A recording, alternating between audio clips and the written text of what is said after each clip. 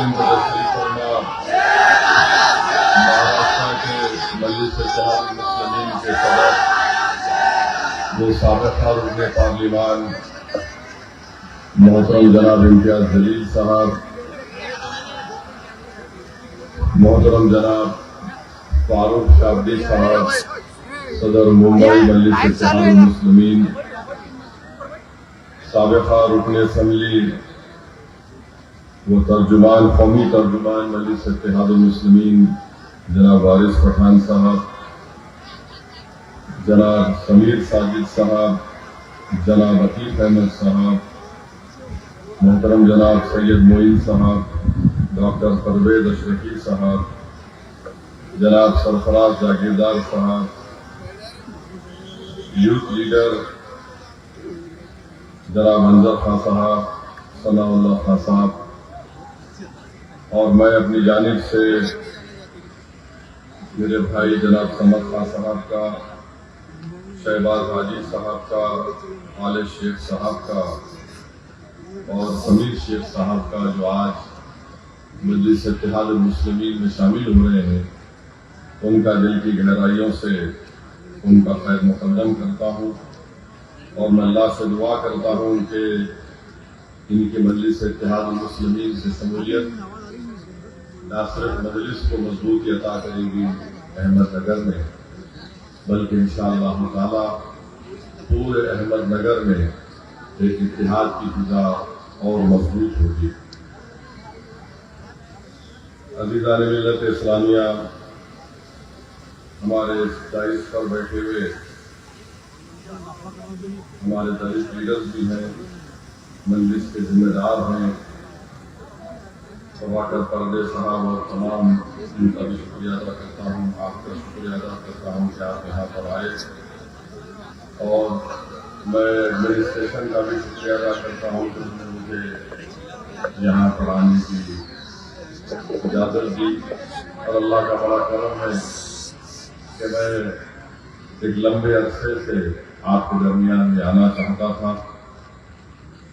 अज़ीज़ान मिल्लत, मुझे जब मैं यहाँ पर आया तो मुझे हमारे मजलिस के जिम्मेदारों ने कहा कि साहब ये अहमदनगर से ये के जिम्मेदार लोग हैं, तारीखी लोग हैं, जिसमें मलिक अंबर का नाम है, रजनीकांत अरोलेस जो मैग्सेसे अवार्ड विनर हैं, जॉन बर्नबस है, चांद बीबी है, माधव दंजत्वे है, अन्ना हजारे है, एला लियोनिस जो एजुकेटर हैं, बहराजी नायक जो मराठा फौज के इंटेलिजेंस के चीफ थे, पोपटराव बाबूजी पवार साहब हैं, क्रिकेटर अजीता रहाणे हैं, आनंद ऋषि जी हैं, और यकीनन यहाँ की सरजमीन पर सदर शाह शर्फी जी की दरगाह है रहमतुल्लाह अलैह की, और जिसके ताल्लुक से आप जानते हैं कि छत्रपति शिवाजी महाराज के दादा जनाब उन्होंने जब उनको जो फर्जंद हुए थे तो उनको अकीदत थी हजरत से बुजुर्ग से शाह शरीफ रहमतुल्लाह अलैह से, उन्होंने अपने दोनों फर्जंद का नाम, एक का नाम शादी रखा, एक का नाम शरीफ जी रखा। मगर अहमदनगर के नौजवानों को एक और बात बताना चाहता हूँ, ये शहर 3 और लोगों के नाम से भी याद किया जाता है। एक का नाम है नारायण आपटे, विष्णु करकरे और मदन लाल पाहवा। आप जानते हैं इनका कनेक्शन क्या है अहमदनगर से? कितने लोग नहीं जानते? हाथ उठाओ। दाइश पे आप जानते? तो इनका तारुफ कराता हूं आपको। जब महात्मा गांधी का खत्म हुआ था 30 जनवरी को, बापू को उनके जिस्म में 3 गोलियां मारी गई और उन लोगों को जो गिरफ्तार किया गया था और जिनको सजा दी गई थी, उसमें नाथूराम गोडसे थी, फांसी दिया गया। नारायण आप्टे को भी सजा दी गई, जो इस शहर का था, और गोपाल गोडसे को जेल में सजा हुई। गोडसे के भाई विष्णु करकरे और मदनलाल पाहवा, तो ये लोग भी अहमदनगर से ताल्लुक रखते थे। कौन? नारायण आप्टे, विष्णु करकरे, मदनलाल पाहवा। तो लोगों, अभी हम इतने लंबी तकरीरें सुन रहा था मैं हमारे साथियों की, वो अपने अपने तरीके से जो लोग अहमदनगर की इस पुरअमन फिजा में अपना जहर उगल रहे हैं, जिनकी तकारीर से हम जानते हैं, मगर ये नई बात नहीं है। नारायण आप्टे कौन थे? महात्मा गांधी के कत्ल का मुलजिम। विष्णु करकरे नगर का, मदनलाल पाहवा कौन थे? ये जहरीले उस वक्त भी थे। इससे अहमदनगर की पार्टी खत्म नहीं होती है, मगर तारीख में अगर हम जाकर देखेंगे तो नारायण आप्टे ने क्या किया था कि जितने बापू को कत्ल करने के साजिश में एक्यूज थे, ये तमाम के तमाम गंदे किस्म के इंसान थे, बिल्कुल थर्ड रेट। माने नारायण आप्टे ने एक डॉक्टर की बेटी, उसका नाम मनोरमा था, उससे इश्क लड़ाया। यहीं की बच्ची थी, ये फर्गुसन कॉलेज मशहूर पुणे का, वहां से पढ़ के आकर अमेरिकन मिशन स्कूल नगर में पढ़ाता था। कौन? नारायण आप्टे। तो यहां पर इनकी आशिकी हो गई मनोरमा से, और मनोरमा ये समझ रही थी कि नारायण आप्टे मुझसे इतनी मोहब्बत करता है कि मेरे बगैर रह नहीं सकता। वो बंबई, उस वक्त बंबई था, वहां जाकर मनोरमा से मिलते थे, और किरदार का बिल्कुल गंदा आदमी। उसके साथ साथ एक विष्णु करकरे थे। विष्णु करकरे को उनका दोस्त हो गया मदनलाल पाहवा। ये मदनलाल पाहवा उस वक्त मौजूदा पाकिस्तान से भागकर बंबई से नगर को आए थे, और नगर को आकर मदनलाल पाहवा ने उस वक्त के मुसलमान जो फ्रूट्स बेचते थे, मेवा बेचते थे, उनको मारता था और बॉम्ब भी फेंकता था। आपको शिकायत है कि भाई बात सियासी लीडर की है। आपको जानकर हैरत होगी कि नारायण आप्टे उस वक्त के अहमदनगर के म्युनिसिपल का इलेक्शन भी जीता था, उस वक्त का इलेक्शन जीता था। अब ये मदनलाल पाहवा क्या किया? औरंगाबाद में बहुत बड़ी तवाइश थी, उसकी बेटी से इश्क करना शुरू कर दिया, मगर वो बच्ची तवाइश नहीं थी। उसका नाम क्या था? उसका नाम था शिवांती। नामा याद रखो नौजवानों, तुम लोग खाली गंदे रस्म के गाने, पिक्चर के नाम याद, इनको याद रखो। मैं जो बाद में आखिर में कहूंगा तुमको समझ में आएगा। तो इन्हों क्या किए? नारायण आप्टे बोले नहीं शादीशुदा है, इन्हों मनोरमा को धोखा दे दिए। क्या किए? मनोरमा को धोखा दिए, और वो बेचारी मनोरमा एक वक्त सावरकर से भी मिली थी। ये कहीं रंगरलिया मनाने होटल को गए थे नारायण आप्टे और मनोरमा, तो वहां पर सावरकर से मिलकर उसने इस नारायण आप्टे को कहा कि ये तुम इससे मत मिलो, मगर वो मोहब्बत में दीवानी हो गई। बोलते ना, मोहब्बत अंधी होती है, ये अंधी हो गई। उसके बाद ये मदनलाल पाहवा यहां पे इसकी दोस्ती हो गई शिवांती से, और आपको जानकर तकलीफ होगी कि शिवांती की उम्र 19 साल की थी, और ये जो नारायण आप्टे की मोहब्बत हुई थी मनोरमा से, उसकी उम्र 16 साल की थी। बहरहाल ये दोनों तीनों निकलकर करकर विष्णु करकरे, नारायण आप्टे, मदन लाल पाहवा, तीनों मिलकर इनको जाना था दिल्ली। 30 जनवरी के दिन गांधी को गोलियां मारी गई। ये लोग क्या किए, 14 जनवरी को नगर से ट्रेन में बैठे, नगर पाहवा को, यानी ये मदन लाल पाहवा को सर पे मार पड़ा, बोला तुम चलो मैं बाद में आता हूं। ये चले गए, करकरे चले गए। फिर बाद में नारायण आप्टे जो है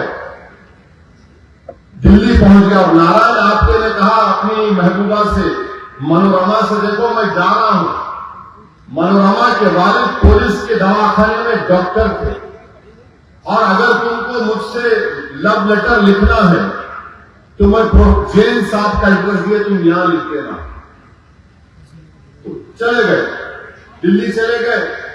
अब पहले शादीशुदा या इस लगा दिए। दिल्ली पहुंचने के बाद उनके पिता बोले, यहाँ तुम्हारे से बच्ची है, तुम शादी करके क्या? बोले फौरन कर, तुम बताओ, देखते हो जाके। तो नारायण आप्टे जो है वहां चले गए। वो बेचारी खत लिख रही, तुम आ जाओ, तुम आ जाओ, आपकी सुनूंगा। चले गए। मदन लाल पाहवा क्या करे, तो सर को मार पड़ा बोल के फिर वो उर्दू में बोलते ना, अपना मुंह काला करे शिवांती से। उसके बाद ये तीनों मिलकर गए बापू को मारने के लिए। और जाने के बाद मदन लाल पाहवा की जिम्मेदारी क्या थी कि तू कॉटन बॉम्ब फोड़ना है, मारे धमाका होना है, आवाज आ। उसके बाद ये आपका नारायण आप्टे, विष्णु करकरे और बोर्ड से ये लोग बापू पे हमला करेंगे। पाहवा क्या था, पाहवा यहां पर मासूम मुसलमान जो तरकारी फ्रूट बेचते थे उनको मार के समझा मैं बड़ा काम कर सकता हूं। वहां पर जाके पाहवा ठंडा पड़ गया, सुन्न हो गया, नहीं कर सका। उसको पुलिस पकड़ ली, किसको? मदन लाल पाहवा को। अब उसको पकड़ने के बाद क्या हुआ, बोर्ड से नारायण आप्टे, विष्णु करकरे मिलकर बापू को गोलियां मारी। करकरे वहीं पकड़ेगा, बोर्ड से वहीं पकड़ेगा। और जब बोर्ड से पकड़ेगा तो क्या बोला, मैं मुसलमान हूं। बोर्ड से जब पकड़ा गया, बाद में देखे तो मालूम हुआ कि वाकई में जो हमारे पास बच्चों की खतना कराते, खतना करा हुआ था। हंसने की बात नहीं है, फैक्ट है ये। बोर्ड से पकड़ा गया और उसमें क्या हुआ कि नारायण आप्टे भाग गया, निकल गया। नारायण 30 जनवरी को बापू का खत्म हो गया।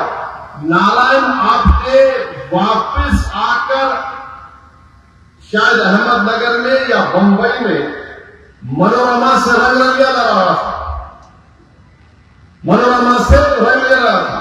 तो ये जो विष्णु करकरे पकड़ा गया, उससे पकड़ा गया, उनसे पूछे तेरे साथ और कौन है, नाम बता।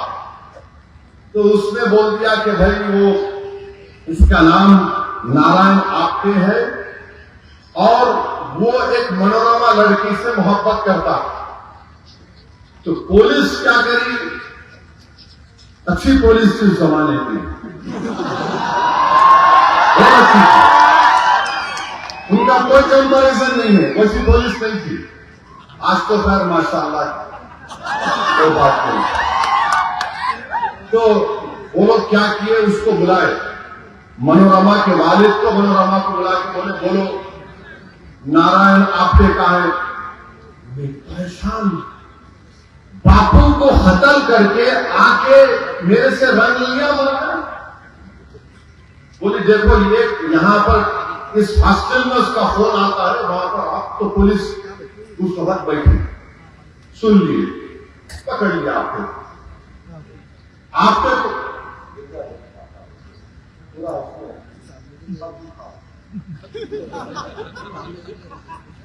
आपके को पकड़ लिए। ये है लोगों का ताल्लुक। आपको मालूम कि उसके बाद क्या हुआ, वो बच्ची मनोरमा चंद साल में मर गई इस गम में कि इन्हें शादीशुदा था, वो मेरा इस्तेसाल किया, एक्सप्लॉयटेशन किया, और फिर दिल्ली में जब बापू को मारने से पहले 2 दिन थे तो जाकर बच्ची को देख के आया, मैं से शादी करता। ये जो था आपका मदनलाल पहवा, शिवांती का क्या हुआ? शिवांती जो है वापस जिस्म फरोशी करने में चली गई, इसके गम में कि इसने धोखा दिया मेरे को। और शिवांती मरी कब मरी? 1988 में शिवांती का इंतकाल हुआ और ये जालिम मदनलाल पहवा को 64 में सजा हुई। बाहर निकल के आया तो नाथूराम गोडसे के भाई गोपाल गोडसे ने उसकी शादी करा। अब समझे, ये जहरीले लोग हैं। ये लोग समझा नहीं सके बराबर, आपको मैं समझा रहा हूं। तो ये लोग अपने जिससे मोहब्बत का दावा करते हैं उसको धोखा देते हैं लोग, समझे आप? तो अब जो इनको रख के पाल रहे, बाबू होशियार रहो, जो इनको रख के बड़ा समझ लेना कि मेरा चाहने वाला है, ये किसके भी नहीं हो सकते। उस बच्ची की जिंदगी तबाह करती है। वो बच्ची जिस्म फरोशी पे चले गई, शिवांती। और आज आपको मैं बता रहा हूं, यही जहर आज हमारे भारत में है। नारायण आपटे मर गया, फांसी हो गई, गोडसे मर गया, फांसी हो गई। मगर याद रखो, वो जो जहर है ना, वो आज भी है। और ये गोडसे के ताल्लुक से हिंदुत्व की ताकतें बड़ा उसको बहादुर समझती। कितना बहादुर था मैं बोलता हूं आपको। गोडसे एक बार बीमार पड़ा तो अस्पताल में डाल दिए। अपने अतराफ में 3-4 नर्सेस को देखा गोडसे, इतना डर गया, इतना डर गया, क्योंकि वो दवाखाने में बीमार को तो कपड़े उतार के एप्रन पे लाते ना, तो गोडसे वो कपड़े पहन के भागा। नहीं, ये है गोडसे, ये है नारायण आपटे, ये है विष्णु करकरे, ये है आपका मदनलाल पहवा। तो अहमदनगर से लोगों का ताल्लुक था, नारायण आपटे का, विष्णु करकरे का, मदनलाल पहवा का, दत्तात्रेय परचूरे। ये ग्वालियर का आदमी अपनी बंदूक लाके दिया था किसको? गोडसे को। एक बूढ़े ज़ईफ गांधी को गोली मार के ये लोग बहादुर समझते। ये कमजोरों को गोली मार के बहादुरों पर जुल्म करने की इनकी ताकत नहीं है। याद रखो मेरी बात को। ये कमजोरों पर जुल्म करते। 80 साल के बूढ़े को मारकर तुमने क्या हासिल किया?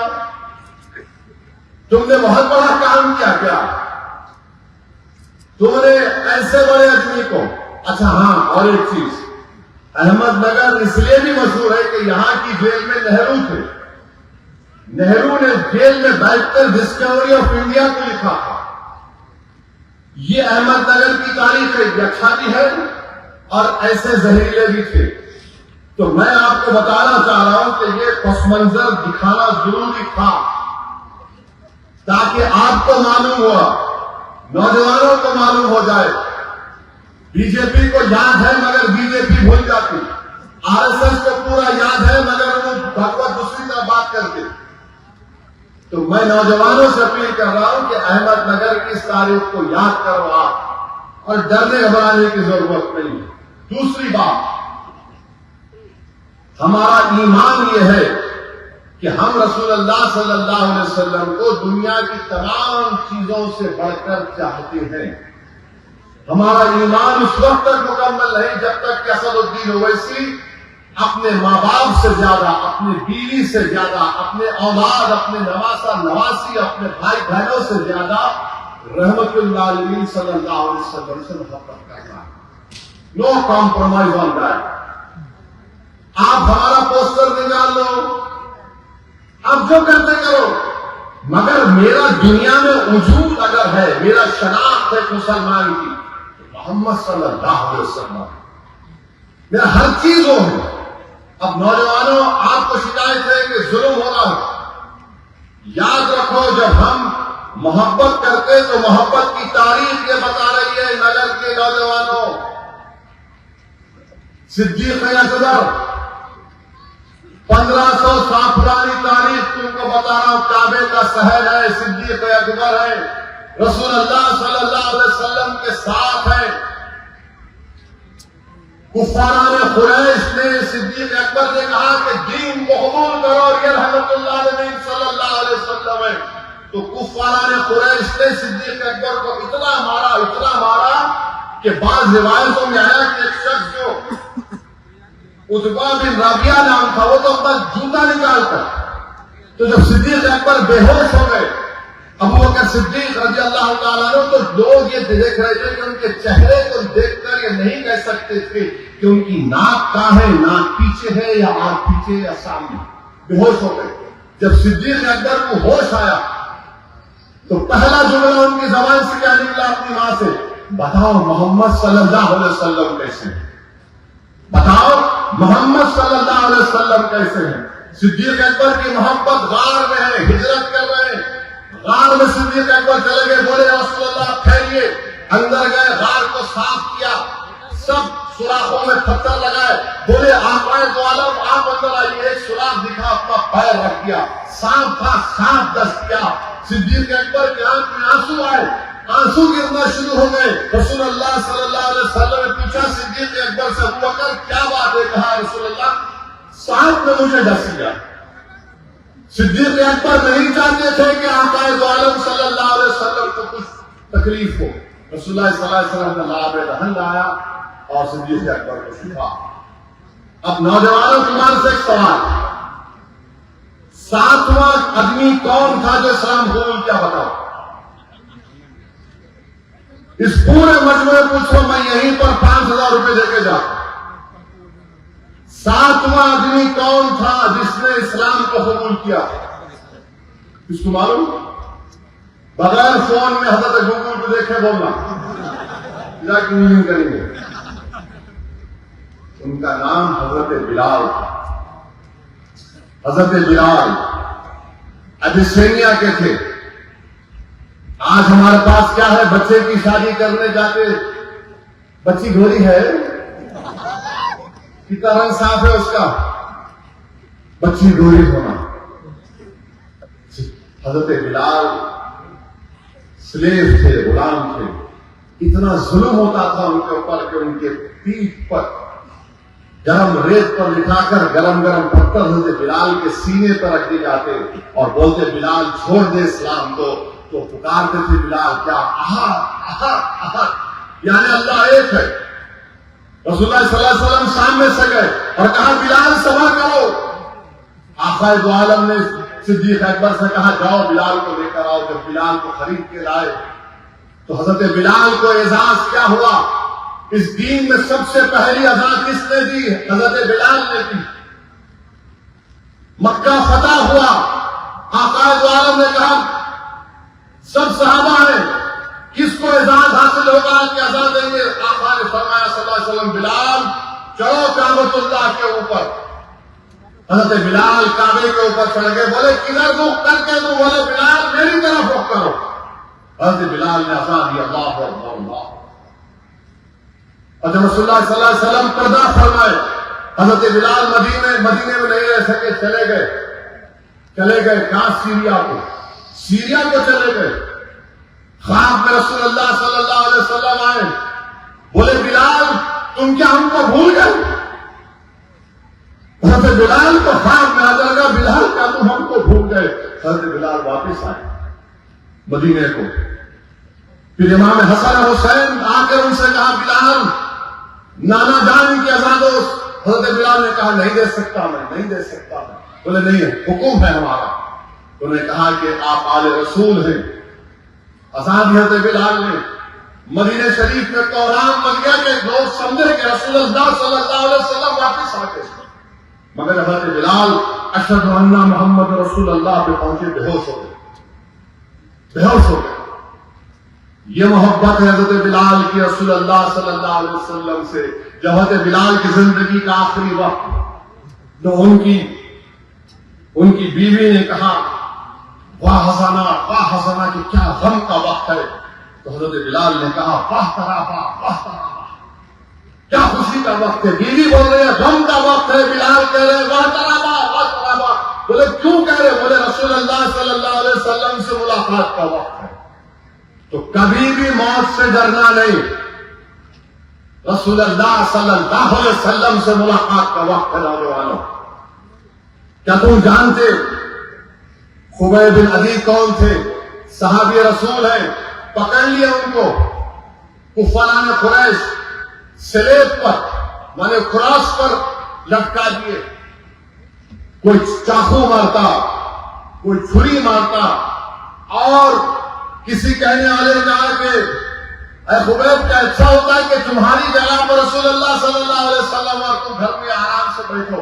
हज़रत खुबैब ने कहा खुदा की कसम नहीं, मैं सब कुछ कुर्बान कर दूंगा मगर मेरे आका दो आलम सल्लल्लाहु अलैहि वसल्लम के जिस्म मुबारक में एक कांटा भी चुभता नहीं देख सकता। जब उनको फांसी की सजा दी जा रही थी तो हजरत खुबैब बिन अदी ने कहा कि ऐ जालिमों, मुझे 2 रकात नमाज पढ़ने दो।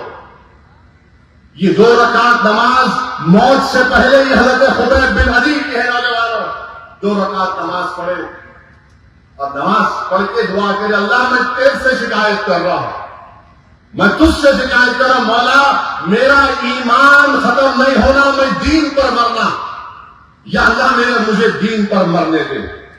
मौत सामने में दुआ क्या कर रहे, शिकायत कर अल्लाह से। और फिर क्या कहा, अल्लाह जो आज मुझे लोग मार रहे, अल्लाह तो उनको चुन चुन कर तुमसे बदला ले। तो जो लोग आज जुल्म कर रहे हैं, हज़रत खुबैब बिन अदी की रूह पुकार कर कह रही है कि जो लोग आज हम पर जुल्म कर रहे हैं, हम कमजोर समझ रहे ना, अल्लाह हमारा बदला लेगा इंशाअल्लाह ताला। तुम जो बेजुबान हमको समझकर मार रहे हो, तुम कमजोर समझकर हमारे घरों को तोड़ रहे हो, तुम हमको पीट रहे हो, नौजवानों की जवानी को जेल में डालकर बर्बाद कर रहे हो, अल्लाह बदला लेगा, हम कुछ नहीं करेंगे इंशाअल्लाह। मेरे अजीज दोस्तों और बुजुर्गों, हौसलों को बुलंद रखो। जब खुबैब बिन अदी पर जुल्म होता था तो एक सहाबी रसूल थे, सईद बिन अमीर का नाम था, वो सीरिया के गवर्नर बन गए। तो रातों में बाल दफा तो बेहोश हो जाते। फारूक आजम खलीफा थे, उनसे पूछा कि सईद बिन अमीर क्या हुई? बोले मैं उस वक्त खुबैब बिन अदी के पर जुल्म किया जाता था, देखता हूं तो बेहोश हो जाता हूं। तो तुम समझ रहे अल्लाह नहीं देख रहा है? और आप हम समझ अल्लाह देख रहा मेरे भाई, अल्लाह सब कुछ करने वाला है। और अगर तुम्हारे दिल में जरा सा भी ये ख्याल पैदा है, यार बड़ी बेबसी है यार, बड़ी बेबसी है यार, क्या हो रहा है मेरे दोस्त, गज़ा को याद करो। 65,000 शहीद हो गए। कितने? 65,000 गज़ा में शहीद हो गए। और क्या बोल रहे, मरने को तैयार है मगर जालिम के आगे झुकने को तैयार नहीं। गज़ा की माएं अपने बच्चों को उठाकर कहेंगे कि बेटा जा, बेटी जा। जब रसूलुल्लाह सल्लल्लाहु अलैहि वसल्लम के पास जा तो जाकर शिकायत करना कि दुनिया अंधी हो चुकी थी, हमारे कत्ल को वही देख रही थी। बाप नौजवान बच्चे की लाश की तरफ देखकर कह रहा है, बेटा जा, रसूलुल्लाह सल्लल्लाहु अलैहि वसल्लम को मेरा सलाम कहना और कहना कि मैंने अपने बेटे को कुर्बान कर दिया। मौजूदा दुनिया में अगर करबला की तारीख कहीं पर दोहराई जा रही है तो गज़ा में दोहराई जा रही है। मेरे अजीज दोस्तों और बुजुर्गों, हिम्मतों को बुलंद रखो। ये दुनिया दारुल अमल है, ये जन्नत नहीं है, दारुल अमल है। ये अमल करना है नौजवानों, हिम्मत से काम करना है। हौसलों को बुलंद रखो। लाख मसाइब और मुश्किलात आ जाए, तुम्हारी ताकत तुम्हारा इत्तेहाद है। अहमदनगर के लोगों, अपने इत्तेहाद को टूटने मत दो। ये सब कोशिशें क्या की जा रही हैं कि तुमको एक मोतिया फुरोते ना मोतिया को, उस तरह तुम्हारे को तोड़ के बिखर दिया जाए। तुम मुत्तहिद रहो, अल्लाह इंशाअल्लाह ताला हमारा हामी और नासिर है। हमेशा याद रखो, हमेशा याद रखो, अल्लाह हमारे लिए काफी है। हस्बुनल्लाह व निअमल वकील, हस्बुनल्लाह व निअमल वकील। इस चीज को अपने दिलों में बिठा लो नौजवानों। और रसूलुल्लाह सल्लल्लाहु अलैहि वसल्लम से जब मोहब्बत का दावा कर रहे तो मस्जिदों को आबाद रखो, अपने माँ बाप से अच्छा सलूक करो, अपनी बीवियों पर हाथ नहीं उठाना। अगर बीवी गुस्सा भी करती तो मेरी शादी होकर करीब 30 साल हो गए। तो कामयाब शादी का राज यह है, जो शादी करने वाले हैं ना, जो नहीं कर रहे। अब जो नहीं करे उनको बहुत ऊपर चले गए। आपका क्या करके छोड़ दिए होंगे, क्या छोड़। मगर अगर शादी करे, बीवी गुस्सा भी करे तो बोलना हो रहमत बरस गया, पूछो मुझे का कभी आर्ग्यू नहीं करना। इसमें कामयाबी। अपनी माओं पर रहम करो, अपने ज़ईफ माँ बाप पर रहम करो, इस माशरे की बुराइयों का खात्मा करो, पड़ोसियों पर रहम करो, चाहे तुम्हारा पड़ोसी हिंदू हो, मुसलमान हो, सिख हो। ये रसूलुल्लाह सल्लल्लाहु अलैहि वसल्लम की सुन्नत है। अब चौथी बात यह है कि यहां पर तूफान आया, नगर में करीब 16 लाख फसल की जमीन बर्बाद हो गई। हम पूछना चाह रहे, हाँ, उससे पहले आई लव मोहम्मद के ऊपर एक वाकया याद आया। एक सैयद मोहम्मद मेहदी साहब हिस्टोरियन है, उनके किताब के शुरुआती सफात में उन्होंने एक वाकया लिखा। बहादुर शाह जफर। कौन है बहादुर शाह जफर, जानते हैं आप? कितने जानते हैं? उठा, अरे तुमना पढ़ रहे नहीं, खाली अब घुस जाता अंदर मुंह में फोन तुम्हारे। बहादुर शाह जफर आखिरी बादशाह, 83 ईयर्स ओल्ड। जब पूरे हिंदू मुसलमान आके बोले आपका झंडा लेकर मुल्क को आजाद करवाएंगे अंग्रेजों की गुलामी से। खैर वो कोशिश कामयाब नहीं हो सकी, मैंने बाद में हुई। तो बहादुर शाह जफर को मालूम था कि अंग्रेज आकर उनको गिरफ्तार करेंगे। वो क्या किए, रात के अंधेरे में निकलकर हजरत महबूब सुवानी निजामुद्दीन औलिया के पास चले। उनके आस्थाने पर गए, खूब रो रहे थे कि अल्लाह हम कोशिश की, हम कामयाब हुए। खूब रो रहे थे, अंग्रेजों से इस मुल्क को आजाद नहीं करवा सके। तो उस वक्त निजामुद्दीन औलिया की दरगाह पर एक शख्स था, उसको बोले देखो कल अंग्रेज मुझे पकड़ लेंगे और शायद मार भी देंगे, मैं तुमको एक अमानत दे रहा हूं, तुम उठा के रखोगे ना यहां पर। उस निजामुद्दीन औलिया दरगाह के खाजिन ने बोला क्या है अमानत? तो बोले देखो हमारे सल्तनत मुगलिया में एक अमानत 400 साल से चली आ रही, वो अमानत मेरे पास है, मैं तुमको तुम्हारे हवाले कर रहा हूं, उसके बाद मेरा खातिमा। बोले क्या है? बोले ये रसूलुल्लाह सल्लल्लाहु अलैहि वसल्लम के 3 मुंह मुबारक है, 3 बाल है, मैं आपको देके जा रहा हूं। ये अपने नबी रसूल से मोहब्बत थी बहादुर शाह जफर को। अमानत समझे रसूलुल्लाह सल्लल्लाहु अलैहि वसल्लम के मुंह मुबारक को, बोले ये लो, रख लो। ये आज भी रबीउल अव्वल के महीने में निजामुद्दीन दरगाह में रसूलुल्लाह सल्लल्लाहु अलैहि वसल्लम की ज़ियारत, मुंह मुबारक की ज़ियारत हो। तो याद रखो, आई लव मोहम्मद बोलना आसान है, पोस्टर उठाना यकीनन तुम्हारी हिम्मत की मिसाल है। जबान से पुकार कर कहना वो तुम्हारा ईमान है। मगर अगर आशिक हो तो जिससे इश्क करते हो उस पर सब चीज फना कर देना। और फना क्या करना? अपने आप को, अपने नफ्स को, ताकि हम अपने नेक इंसान बन जाए। कि याद रखो नौजवानों, अब यहां पर सैलाब आया। अब सैलाब में देवेंद्र फडणवीस बोल रहे, मैं कितना बोले हूं, एक लंबा बयान नहीं किए, कितने 31,000 करोड़ बोले। फडणवीस साहब आप यकीनन मोदी जी के नक्शे कदम पे छोड़ रहे, लंबा छोड़ने के बाहर हो गया। उसमें जो आप ऐलान किए, बड़ा पैकेज किया, कोई नहीं दिया। अरे मेरे भाई 10,000 करोड़ तो एनडीआरएफ के गाइडलाइन से आएंगे, 5-6 हजार करोड़ तो डिपार्टमेंट का बजट है जो रोड बनाते। और अफसोस की बात यह है कि जो किसान अपनी जमीन खो दिया। देखिए जब किसान ज़िराअत करता तो वो मिट्टी होती, माटी होती, उस पर बीज होता, वो तक बह गई।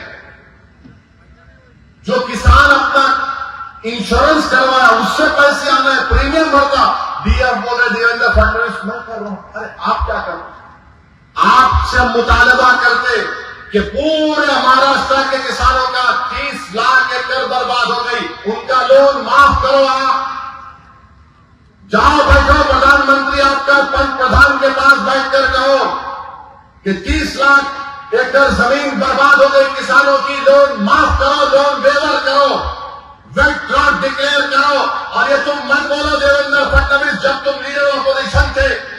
उद्धव ठाकरे को खत लिखकर यही बात कही थी जो आज ओवैसी कह रहा है कि किसानों से होना चाहिए। पांचवी बात यह है कि आपके शहर में बहुत से मसाइल हैं। दही गांव सूबे में साफ पानी नहीं आता, अस्पताल एक ही है और उसमें कुछ सहूलतें नहीं है। और फिर आप देखते हैं कि दलितों पर जुल्म बड़ा हो रहा। एनसीआरबी का डेटा है, सिर्फ नगर में, हजरत पुलिस को बोल रहा हूं फॉर योर इंफॉर्मेशन, 2023 में नगर में 203 केसेस दलितों के जो जुल्म हुआ उस पर, दलित महिलाओं पर जुल्म हुआ 38 केसेस, पॉक्सो के केसेस 13 केसेस, रेप हुए खवातीन का 44 केसेस। उत्तर प्रदेश जहां पे और एक बाबा है, गोली मारो बटेंगे तो कटेंगे, सबसे ज्यादा दलितों पर जुल्म उत्तर प्रदेश में हुआ। 15,100 के ऊपर केसेस यूपी में है, 15,000 केसेस। और लोग बोलते बटेंगे तो कटेंगे, ठोक दो, गोली मार दो, बुलडोजर चला दो।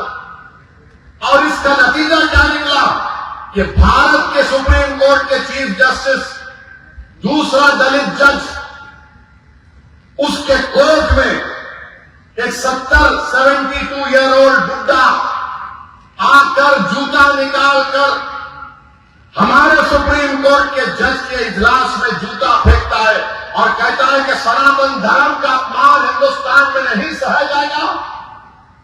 अरे उसका गवाही साहब सुप्रीम कोर्ट के दूसरे दलित जज जूता उठाकर फेंकना वो पूरी अदालत की तौहीन है। कहां है वो कोर्ट, कहां है वो वकील जो आज एहतजाज क्यों नहीं कर रहे? अगर तुमको दलितों से मोहब्बत नहीं तो तुम सुप्रीम कोर्ट की अजमत के कारण नहीं हो। तुम क्यों हड़ताल नहीं कर रहे? तुम क्यों प्रोटेस्ट नहीं कर रहे? इसलिए नहीं कर रहे तुम क्योंकि एक दलित के ऊपर एक बड़ा आदमी जूता उठाकर फेंका। और ये चीफ जस्टिस के पिताजी जब बाबा साहेब अम्बेडकर हिंदू धर्म को छोड़कर बुद्धिस्ट धर्म को इख्तियार कर रहे थे तो उनके वालिद वहां पर मौजूद थे। आप बताइए कौन इन लोगों को रेडिकलाइज कर रहा है? मैं पोस्टर उठाता हूं, no they are getting radicalize, but what about the done 70-year-old man? एक 70 साल का बूढ़ा, उसको कौन रेडिकलाइज किया बोलो? और बोले कि बरेली में बुलडोजर क्यों? बुलडोजर का जजमेंट गवाही साहब किए, ओरल ऑब्जर्वेशन था, कोई ऑर्डर पास नहीं हुआ तो सनातन धर्म का अपमान नहीं सहेंगे। अरे फर्क यह है जो संविधान को मानते, उनमें फर्क यह है कि अगर हमारे खिलाफ भी जजमेंट आया, आपको मालूम 6 दिसंबर को बाबरी मस्जिद शहीद हुई थी, याद है? याद है? याद है या वही भूल गए नौजवानों? तुमको मालूम उस क्रिमिनल केस का जजमेंट क्या आया? जजमेंट क्या आया कि कोई भी मुजरिम नहीं, not a single dam person was convicted. ऐसे एक आदमी को सजा नहीं। हमने क्या कहा? ठीक है, अदालत है, सुप्रीम कोर्ट का जजमेंट आया, बाबरी मस्जिद नहीं है आपकी। हमने कहा मुत्तफिक नहीं है, सुप्रीम कोर्ट इज सुप्रीम। हमने कहा बताओ आज आप क्या हो रहा है हमारे देश में? एक दलित सुप्रीम कोर्ट का चीफ जस्टिस बन गया, मगर ये जालिम लोग, ये कास्टिस्ट लोग, ये जहर है, ये बर्दाश्त नहीं करेंगे। दलित उस मुकाम पर पहुंच गया। मैं महाराष्ट्र के दलित भाइयों से कह रहा हूं, भारत के दलित भाइयों से कह रहा हूं, देखो, पहचानो, ये जहर नहीं तो क्या है बताओ? और मोहन भगवत बोलते हैं हम कास्टिज्म को खत्म कर देंगे। अरे मोहन भगवत, आप तो मुंह नहीं खोले, प्रधानमंत्री के मार दिए, बोल दिए। मेरे भाई, ये हमारे दलित भाइयों के साथ हो रहा है। कमजोरों को कमजोरों के साथ रहना चाहिए, उनके गम को समझना चाहिए, उनकी तकलीफ को अपनी तकलीफ समझनी चाहिए। ये जुल्म है सुप्रीम कोर्ट में। अच्छा, पुलिस कुछ नहीं कर रही, दिल्ली पुलिस माशाअल्लाह। नहीं कंप्लेन नहीं है ना, क्या करेंगे? कंप्लेन देना आपको, क्या बात है। अब फिर आप आ जाइए मुद्दे पे कि यहां पर मैं आया, पिछले बार हम क्यों नहीं आए? इसलिए नहीं आए क्योंकि यहां पर छोटा सा वाकया था। पुलिस को बोली आ जाओ, मैं बोला नहीं, बच्चे गिरफ्तार हुए, उनके मां बाप तकलीफ में होंगे, शहर को पुरअमन रखना है, मैं जलसा बात में करूंगा। इम्तियाज जलील साहब, हमारे रुकने बल्दिया साहब नाराज भी हो गए, क्या असद भाई टाइम लेकर नहीं आए। मैंने कहा नहीं, शहर का अमन हमारे लिए सबसे बड़ी चीज है, आज जलसा करने आया तो कोई परेशानी की बात नहीं है। मैं आपसे वादा करके जा रहा हूं, इंशाअल्लाह ताला दोबारा जब इलेक्शन में आऊंगा तो मुकुंदा नगर में पदयात्रा करूंगा, घर घर जाके तुम लोगों से मिलूंगा।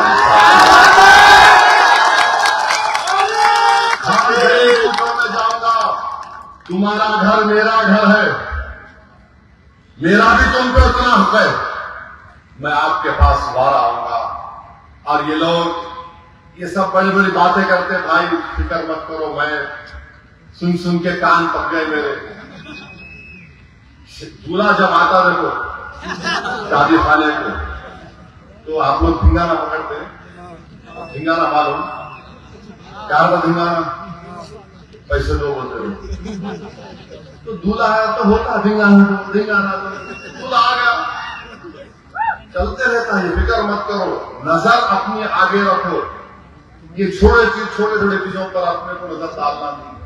और मैं पुलिस को पूछना चाह रहा हूं, आपका इख्तियार है, आप BNSS में मेरे को नोटिस दिए, शायद पुलिस को नहीं मालूम कि जब ये बिल BNSS का पास हो रहा था, सेक्शन 168 पर मेरी तकरीर है, 35 मिनट्स में पार्लियामेंट में इतना लंबा बोला, इम्तियाज जलील बैठे हुए, 35 मिनट्स में बोला।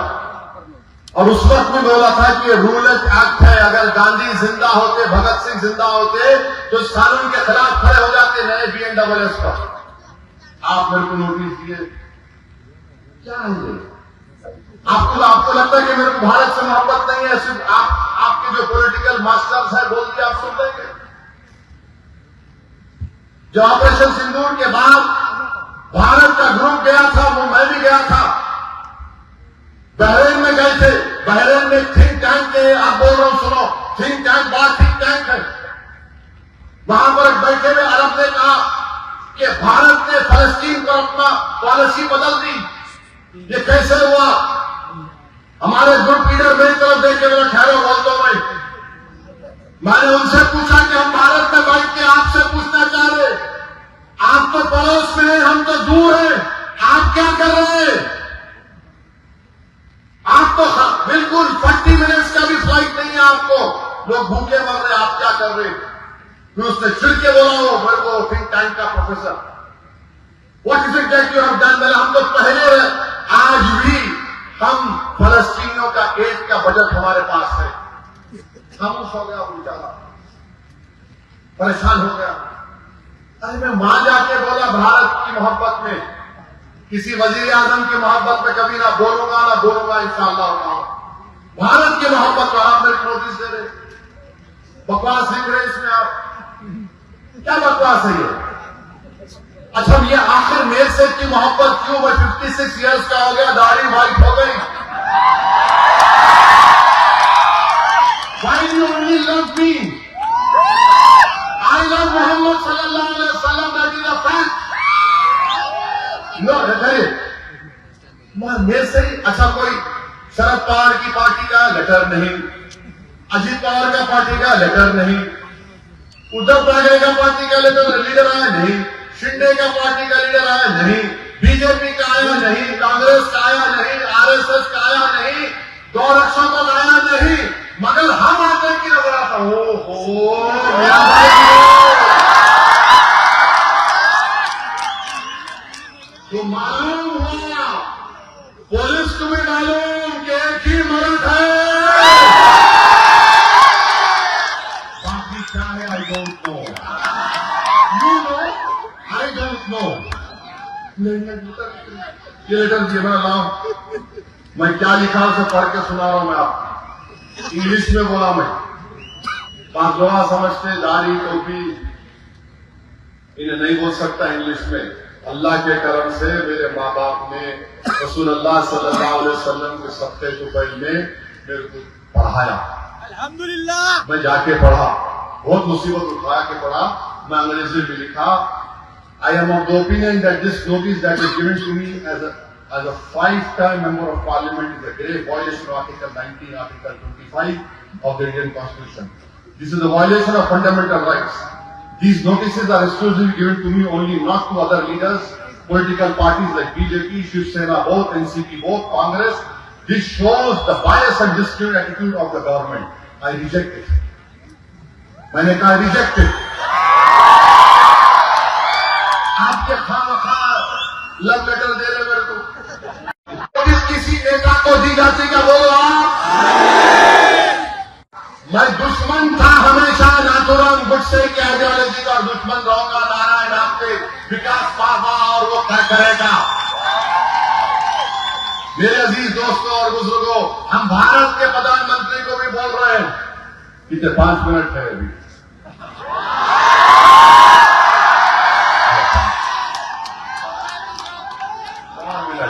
चार वोट है पार्लियामेंट में, 5 मिनट में वोट निकल जाते हैं। हम प्राइम मिनिस्टर को बोले, प्राइम मिनिस्टर आज डोनाल्ड ट्रंप को मुबारकबाद किए और नेतन्याहू की लीडरशिप की तारीफ करे। देश के प्रधानमंत्री पंतप्रधान वो नेतन्याहू दुनिया का सबसे बड़ा गुंडा है, जहन्नम का कुत्ता है, जिसने 65,000 लोगों को मार दिया, 20,000 बच्चे हैं, 20,000 खवातीन है, 12 लाख लोग बेघर हो गए और प्रधानमंत्री पंतप्रधान उसकी लीडरशिप की तारीफ कर रहे हैं। क्यों प्रधानमंत्री क्यों कर रहे हैं आप नेतन्याहू की तारीफ? क्या आपकी आइडियोलॉजी और ज़ायनिज़्म की आइडियोलॉजी एक है? आप तो भारत के प्रधानमंत्री है ना, आप भारत के प्रधानमंत्री है। हम कंडेम करते नरेंद्र मोदी ने जो नेतन्याहू की तारीफ किस लीडरशिप की, वो लीडरशिप नहीं है। नेतन्याहू जहन्नम का कुत्ता है जो फलस्तीनियों का जेनोसाइड कर रहा है। और सुन लो नेतन्याहू और उसकी तारीफ करने वालों, जब तक दुनिया आराम रहेगी, मस्जिद अक्सा और बैतुल मुक़द्दस की एहतजाज की लड़ाई बच्चा बच्चा लड़ेगा इंशाअल्लाह। हम मस्जिद अक्सा को नहीं छोड़ सकते, ना मस्जिद अक्सा को छोड़ सकते। अल्लाह देख लेगा नेतन्याहू को इंशाअल्लाह। प्राइम मिनिस्टर उसकी तारीफ कर रहे, वाह।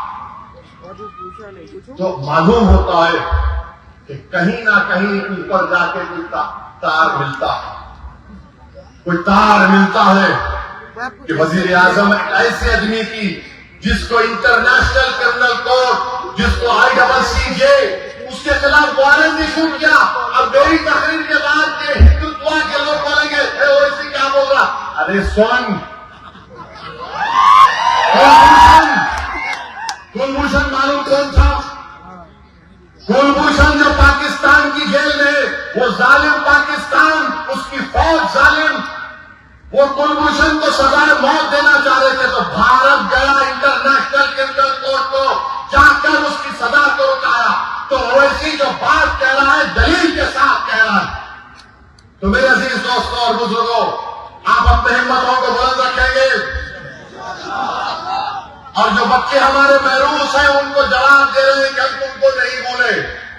आप हमारी दुआओं में हैं, हम दुआ करेंगे कि अल्लाह तुमको बाइज्जत रिहा करवा दे, अल्लाह तुम्हारे माँ बाप पर रहम करे। और तुमने जो गुलामी का सबूत दिया, ओवैसी के पास अल्फाज नहीं है, अल्लाह अपने हबीब की दाल रखेगा, तुमको अजर देगा। अल्लाह जरूर हमारा मालिक, अल्लाह हमारा नासिर है। तो मेरे अजीज दोस्तों और बुजुर्गों, ये शहर के अमन को बरकरार रखिए, पहचानिए मौजूदा नारायण आप्टे को, भी विष्णु करकरे को और मदन लाल पहला को। पुराने लोग हैं, हमेशा रहेंगे, मगर आप मजलिस का साथ दीजिए। आने वाले लोकल बॉडी में वोट किसको पड़ेगा? मजलिस के निशान पर पड़ेगा।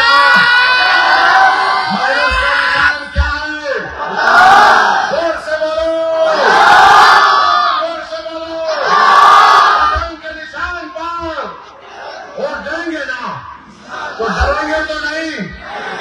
अब मेरी तकरीर के बाद शैतान के लोग आएंगे, आके फुसफुस करेंगे, तो अब क्या बोल रहा हूं उनको, भाग आई लव